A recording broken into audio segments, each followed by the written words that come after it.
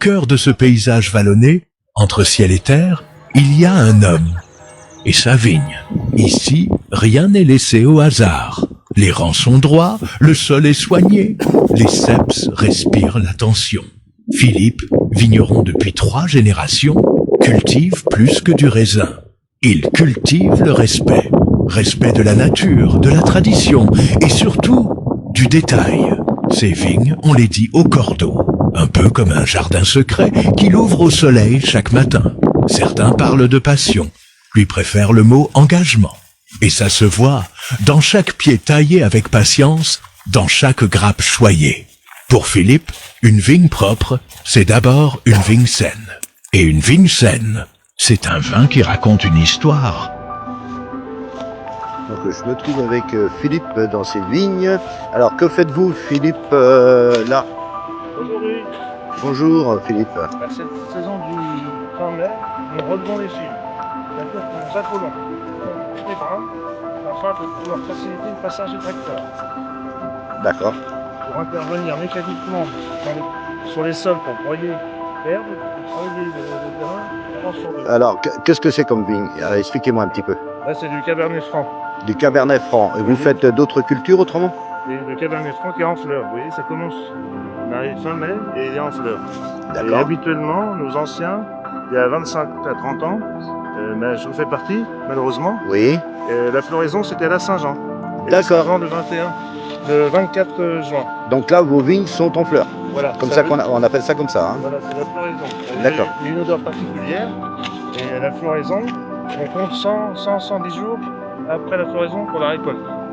Et la floraison, donc, elle a de l'avance. Avec D'accord. le réchauffement, comme on entend tout le temps parler, le réchauffement climatique. Et finalement, on a presque un mois d'avance par rapport à nos anciens. La vigne fait partie de la famille des Lignacées. Donc c'est la famille des lianes et ça pousse énormément, vous voyez, D'accord. avec les vrigues et tout. Oui. En une journée, ça peut prendre une journée de 24 heures, de jour et demi, Oui. ça peut prendre de 15 cm. Ils annoncent très chaud, ça va pousser énormément. Donc là, vous avez toute une équipe qui relève en fait. Vous faites combien d'hectares environ comme ça? Une équipe de 8 personnes à peu près, on fait entre 10 et 13 hectares par jour.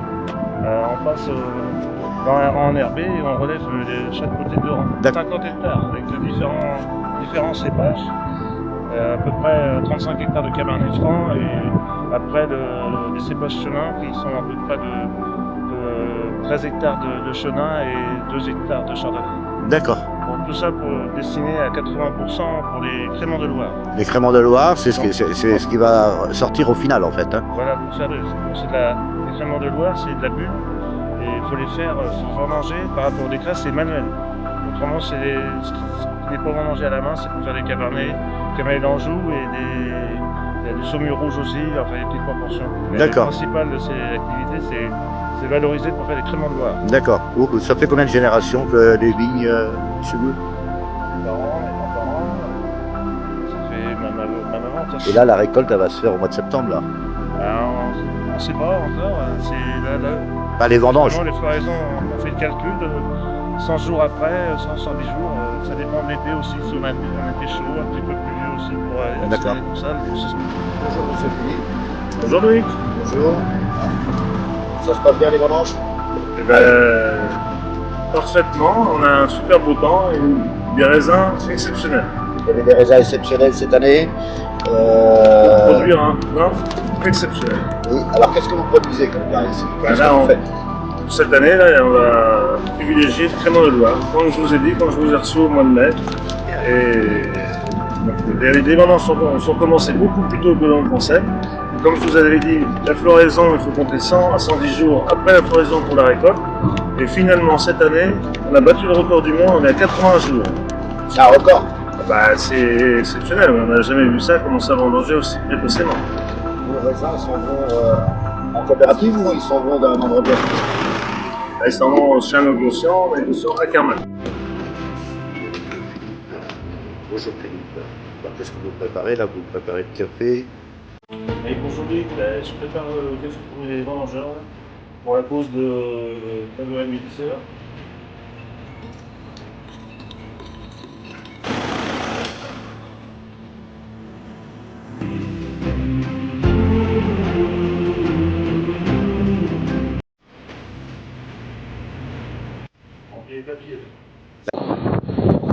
Donc je suis avec Xavier, responsable du site, c'est ça? Alors Xavier, vous pouvez m'expliquer un peu l'acheminement du raisin pour une méthode traditionnelle, hein, on est bien d'accord? C'est ça, pour du crément de Loire. Crément de Loire. Donc ici, on est sur la partie réception de raisins. Donc on réceptionne les bacs. Donc les raisins sont vendangés à la main. Vous avez vu ça tout à l'heure, je crois. Et on va les acheminer dans le pressoir, puisque le cahier des charges du crément de Loire prévoit que les raisins doivent être entiers au moment de leur arrivée dans le pressoir. D'accord. Donc en fait, les vignerons arrivent par ici, ils déchargent. Ils déchargent, on pèse leur vendange, et ensuite on stocke et on charge les pressoirs au fur et à mesure de l'arrivée. D'accord. Et donc une partie passe ici. Oui.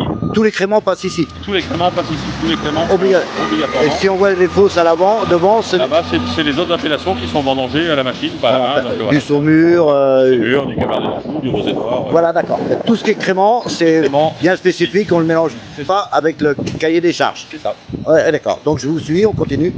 Et là, on va aller voir les pressoirs, c'est ça? Non? Ouais, on va aller voir le chargement. On fait l'acheminement. Voilà. D'accord. Alors donc tous les bacs sont. Les bacs sont identifiés avec le nom du vigneron et le poids de la récolte. D'accord. Alors par exemple, là, on pourrait dire que Et c'est. là, on est sur du cabernet franc, on est sur le bac de box, et donc on a 5000 kg. D'accord. Et là, à côté, on a du chenin. On fait du cabernet franc. Voilà. Et tout ça, c'est toujours de la méthode traditionnelle. Ça, c'est du crément de Loire. On ne peut pas se tromper. Tout ce qui est en palot, c'est comme ça. On est sur du crément de Loire. Tout à fait.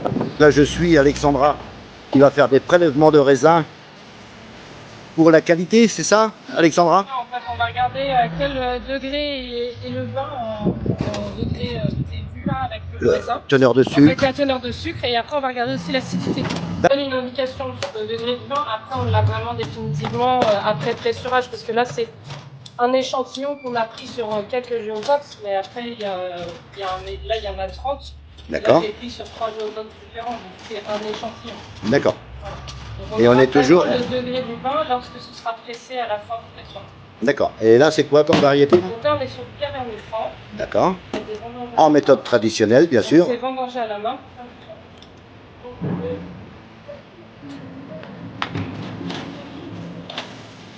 Là, c'est avec le réfractomètre qu'on peut regarder le degré. D'accord. Là, c'est votre teneur de sucre, hein, c'est ça? Là, on est plus la côte de. D'accord. Et après, vous avez encore l'acidité à faire, c'est ça? Après, on va regarder l'acidité. On prend l'échantillon, on prend deux.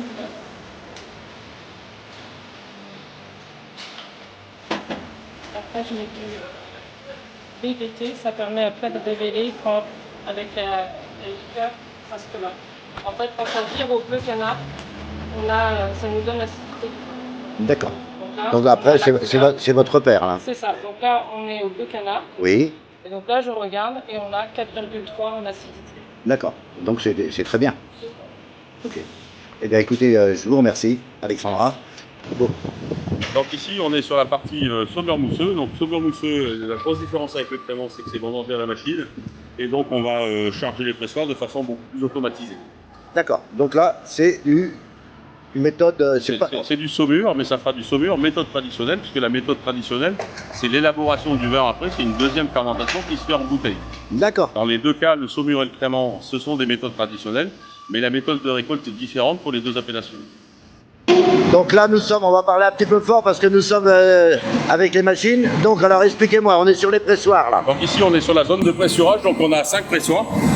Aujourd'hui, il y en a 3 qui sont dédiés au crément de Loire et 2 qui sont dédiés au saumur. Donc le saumur qu'on a vu tout à l'heure est acheminé par une pompe et les pressoirs sont chargés par l'axe ici sous nos pieds. Là, il y a un tuyau qui permet de charger le pressoir. Le pressoir va s'égoutter au fur et à mesure et on va démarrer ensuite le pressurage. D'accord. C'est un pressoir pneumatique. Donc on a une cage en inox avec une chambre à air à l'intérieur. On va gonfler cette chambre à air, ça va écraser les raisins et on va comme ça extraire les jus. Combien de pression vous mettez à peu Alors près? on met 2 barres de pression maximum. 2 barres de pression. Sachant qu'on fait des sélections, c'est-à-dire que les premiers jus qui sont extraits avec des faibles pressions sont les plus qualitatifs. Donc on va faire un premier cycle de pressurage avec une pression de 1 bar, 1,2 bar maximum pour extraire les premiers jus, c'est ce qu'on va appeler la cuvée. Et puis ensuite, on va appliquer des pressions de plus en plus importantes, jusqu'à 2 bars. Et là, on va faire la taille, donc la deuxième partie de la cuvée, qui est un petit peu moins qualitative et qui va permettre de faire des vins un peu moins qualitatifs. Donc la première pression, elle, c'est pour les créments. Alors la première pression, c'est pour les cuvées haut de gamme, c'est pour les cuvées les plus qualitatives. D'accord. Puisqu'on va avoir des jus très qualitatifs, on aura une extraction douce, on va avoir peu de macération et on va avoir des jus plus clairs et plus intéressants à travailler. D'accord. Qui est en cours de fonctionnement. Donc on est en train d'appliquer une pression dans la cuve avec la chambre à air. Et donc on a une extraction de jus, voilà, le jus est collecté ici. Et puis on a un bas de tampon avec une sonde de niveau qui a servi une pompe. Et avec la pompe, on va diriger les jus vers les cuves de débordage. D'accord. Et c'est là qu'il y a la fermentation après. Alors ça, c'est la première étape, on est avant la fermentation. Ici, on est devant une cuve de débordage, donc on récupère les jus qui viennent des pressoirs. Et comme je vous l'ai expliqué tout à l'heure, on a 2 sélections de jus. C'est pour ça qu'on a des vannes avec des thés et des bifurcations. Donc voilà, ce pressoir-là, en ce moment, il est en train de presser, on est en début de cycle de pressurage. On est en train d'alimenter la cuve qui va faire les cuvées. Et puis une fois que ce sera terminé, on va fermer cette vanne ici, ouvrir ici, et on va emmener les jus vers une deuxième cuve qui va nous permettre de collecter les tailles. D'accord, donc c'est bien séparé les deux. Voilà, on fait cette séparation. Ici, on est dans la partie cuverie de fermentation. Donc les jus qui sont extraits des pressoirs après clarification vont être amenés jusqu'ici avec une pompe. Et puis ici, on va démarrer les fermentations. Donc on va incorporer une levure au jus de raisin pour démarrer la fermentation. Donc la fermentation alcoolique, c'est la transformation du sucre en alcool. Cette fermentation alcoolique, elle dégage de la chaleur. Donc ça veut dire que le vin va monter en température. Si on va trop haut en température, on va volatiliser les arômes, différents composés volatiles intéressants. Donc on a dans chaque cuve un système de réfrigération. On va garder ces cuves à 17 degrés. Pour les créments de Loire, c'est 17 degrés. Et on va maintenir cette fermentation à 17 degrés. D'accord. Donc à 17 degrés, cette fermentation va durer à peu près 3 semaines. 3 semaines. Et donc en 3 semaines, on va dégrader la totalité des sucres. La totalité des sucres vont se transformer en alcool. D'accord. Une fois que cette fermentation est terminée, on obtient ce qu'on appelle un vin de base. Et donc c'est le démarrage de ce qu'on va appeler ensuite la méthode traditionnelle qui va permettre de faire l'élaboration des créments de Loire. D'accord. Alors je vois là par exemple, on est sur là ici c'est du chardonnay. Là on est sur du créments de Loire chardonnay. Créments de Loire. Donc toutes les cuves ont bien une application. Un cépage. Alors on a fait le choix de vinifier une grosse partie des créments par cépage. On vinifie par cépage parce qu'on applique des process un peu différents suivant les... Parce qu'Ackermann veut bien... Voilà. Et puis ensuite, au moment du tirage pour la mise en bouteille et la prise de mousse, on va faire des assemblages. Donc on a des cuvées qui vont être par exemple avec une majorité de chardonnay, des cuvées qui vont être à une majorité de chenin, et d'autres cuvées qui vont être à une majorité de cabernet. D'accord. Donc si j'ai bien compris, en fait, tous vos vignerons, ils sont bien choisis, c'est tout coupé à la main. Alors oui, nos vignerons ce sont des vignerons partenaires, on a avec eux des contrats, ce sont des contrats de longue durée. Un cahier des charges à bien respecter. Avec un cahier des charges à respecter, le cahier des charges du Crémant de Loire et le cahier des charges d'Ackermann. Et ces vignerons se confortent à ce cahier des charges et nous livrent selon les spécifications demandées.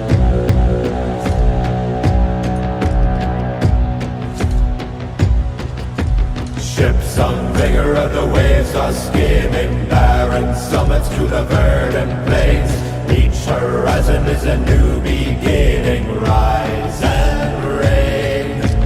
Far from the fjords and the ice-cold currents, ravens soar over new frontiers. Songs and sagas of a fate determined, shields and spears.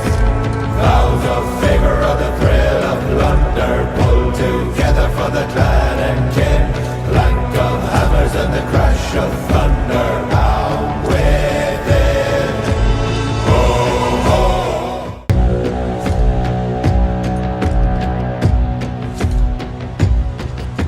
Ships on vigor of the waves are skimming barren summits to the verdant plains. Each horizon is a new beginning, rise